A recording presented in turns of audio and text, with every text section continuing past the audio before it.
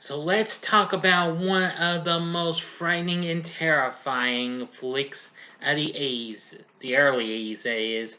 Here's a review of Sam Raimi's classic, The Evil Dead.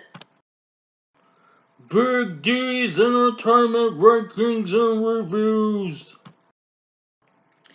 So greetings my fellow YouTubers and welcome to Big D's Entertainment Rankings and Reviews.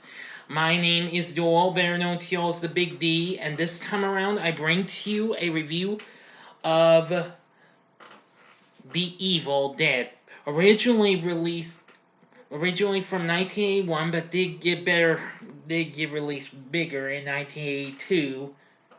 The film was distributed by New Line Cinema for Renaissance Pictures, which of course was Raimi's company, which he wrote the script and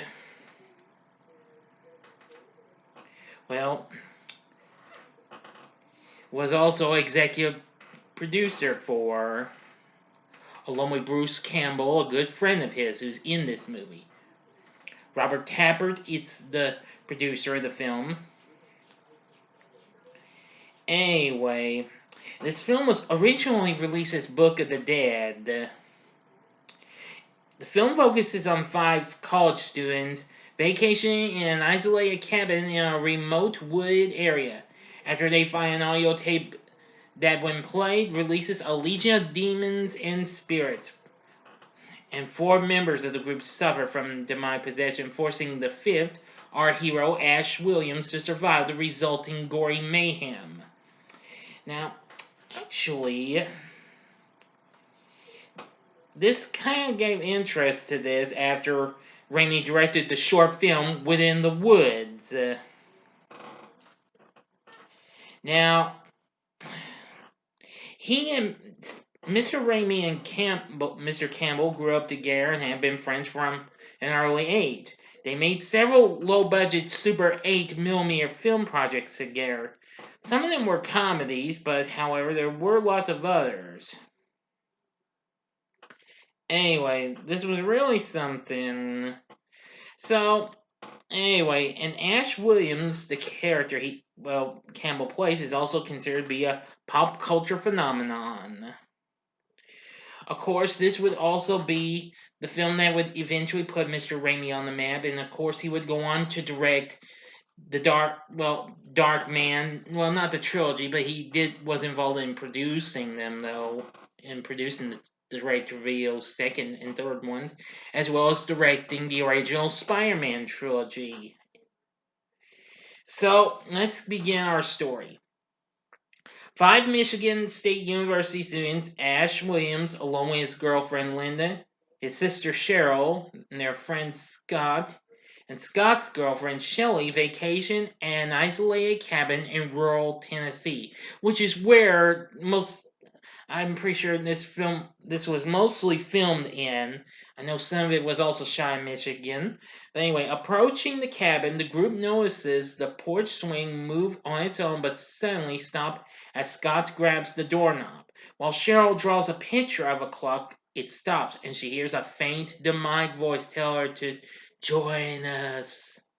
Her hand becomes possessed, turns pale, and draws a picture of a book with a demonic face on its cover. Although shaken, she does not mention the incident.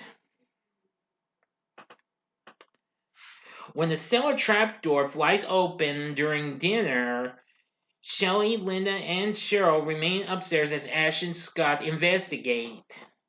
They find the Naturam Demonto, a Sumerian version of the Egyptian Book of the Dead, along with an archaeologist's tape recorder, and they take the items upstairs. Scott plays the tape of incantations that resurrect a demonic entity, and Cheryl yells for Scott to turn it off, and a tree branch breaks one of the cabin's windows. Later that evening, an agitated Cheryl goes into the woods to investigate strange noises, where she is attacked and raped by demonically possessed trees. When she manages to escape and returns, Bruised and anguished, Ash agrees to take her back to town, only to discover that the bridge to the cabin has been destroyed. Cheryl panics and realizes that they are now trapped, and the demonic entity will not let them leave. Back at the cabin, Ash listens to more of the tape, learning that the only way to kill the entity is to dismember a possessed host. As Linda and Shelley play spades, Cheryl correctly calls out the cards, succumbs to the entity, and levitates. In a raspy, demonic voice, she demands to know why they disturbed her sleep and threatens to kill everyone. She stabs Linda in the ankle, which that's got hurt, and throws Ash into a shelf. Scott knocks Cheryl into the cellar and locks her inside. Everyone fights about what to do. Shelley becomes paranoid upon seeing Cheryl's demonic transformation. She lies down in her room but is drawn to look out of her window where a demon crashes through and attacks her. Shelley becomes a deadite and attacks Scott before he manages to throw her into the fireplace. Shelley attacks Scott again, and Scott stabs her in the back with a Sumerian dagger, apparently killing her. When she reanimates, Scott dismembers her with an axe and buries the remains. Shaken by the experience, he leaves to find a way back to town. He shortly returns morally wounded and dies while warning Ash that the trees will not let them escape alive. When Ash checks on Linda, he is horrified to find that she has become possessed. She attacks him, but he stabs her with a Sumerian dagger. Unwilling to dismember her, he buries her instead. She revives and attacks him, forcing him to decapitate her with a shovel and retreat to the cabin.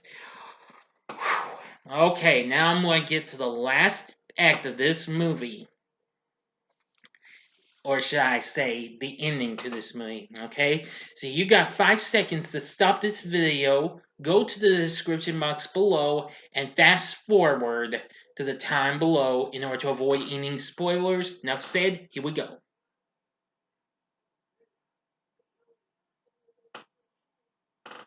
Okay, you've been warned. Back inside, Ash discovers that Cheryl has escaped the cellar, and Cheryl manages to elude Ash for a period of time, culminating in her attempting to choke Ash. He manages to escape her grasp and then shoots Cheryl in the jaw. Whoa. As Ash is barricading the door, Scott reanimates into a deadite. Scott attacks Ash and inadvertently knocks the Naturum Domanto close to the fireplace. Ash gouges Scott's eyes out and pulls a tree branch from his stomach, causing him to bleed out and fall to the ground. I'm talking about Scott, of course. Cheryl breaks through the barricade and knocks Ash to the floor. As Scott and Cheryl continue to attack Ash on the ground, Ash manages to grab the Naturum Domanto and throws it into the fireplace. While the book burns, the Deadites freeze in place and they begin to rapidly decompose, which, let me tell you, it's freaky. A lot of stop motion animation, what have you, going on. That, like I said, it is freaky. You better believe it, my friends. Anyway, large appendages burst from both corpses, covering Ash in blood. Whoa. And soon dawn breaks and Ash stumbles outside. Yep. Thinking that it's all over. That's what he thinks. As Ash walks away from the cabin, an unseen entity moves rapidly through the forest, rushes through the cabin, and attacks him from behind. End of story. So, what do I think of The Evil Dead? Well, I gotta say, it's awesome. This is one of the most coolest, gory, well, types of flicks from long ago I have ever seen. I mean, I've seen lots of other gory flicks, but that's just from, well, later years. But this one, Yeah, I think it's awesome. I mean, I love the performances from the cast, most notably Bruce Campbell, Ellen Sandweiss as Cheryl, as well as, let's see, Hal Delridge, well, although his name's Richard, the Manencore plays Scott, and Betsy Baker as Linda, and Teresa Tilly as Shelley. Well, though that actress was credited as Sarah York. Sam Raimi makes an uncredited appearance as a local fisherman, same along with the producer of the film, Robert Tappert. Raimi also does the voice of the Evil Dead, as a matter of fact. Anyway, the story's pretty good. The effects aren't too bad. They're pretty good actually, not too bad, but that's sort of what I was going to say. But take that back. They were really good, but like I said, it was freaky though.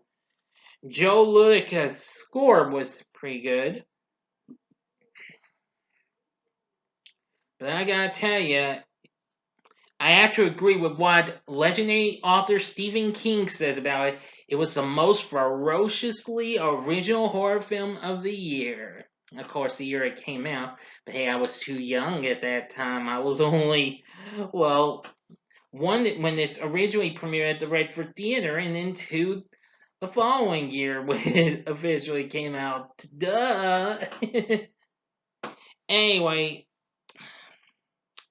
it was really something. Oh yeah, Tom Sullivan did a good job on doing everything. The extensive prosthetic makeup effects and the stop motion animations. Yeah. So that was really good. Anyway, Stephen King's review was the result of New Line Cinema before they even had a hit with Nightmare on Elm Street later on. Got the distribution rights. Anyway, early and later critical reviews were very positive. It has become one of the most significant cult films, cited among the greatest horror films of all time, and one of the most successful independent films. Anyway, The Evil Dead spawned a media franchise beginning with two direct sequels, which Raimi wrote and directed those both, Evil Dead 2 in 87 and Army of Darkness in 92, and the fourth film, Evil Dead 2013, which serves as a soft reboot and continuation, as well as a recent follow-up TV series, Ash vs. Evil Dead, which aired on the Stars Network from 2015 to 2018. I've only seen a bit of one episode, but anyway, there was also video games and comic books as well. Now then, the question is, would I recommend The Evil Dead? Hell yeah, this is a must have as well. I actually got this on DVD from Walmart last year. Of course, this is a double feature with this and its sequel. Now, the Evil Dead, of course, was a DVD that was released by Anchor Bay, where it has some pretty good, well, some good features, including TV spots, which were shown for and which showing off various years in Michigan, which that's really something really cool, actually. But anyway, yeah, The Evil Dead. You need to see this movie. This is a great horror movie. I think you'll like it if you've never seen it. It's just one of the coolest. It's awesome. Like I said, the effects were pretty good. I'd say they weren't not bad, but they were pretty good. That's why I'm really trying to tell y'all. So my mistake. The cast is good. The story's good. The directing by Sam Raimi is good, etc., etc., etc., etc. Okay, so what are your thoughts of The Evil Dead? Please feel free to tell me in the comment section below. If you like this video, click the like button below, subscribe to my channel as well, and be a part of the Big D Nation.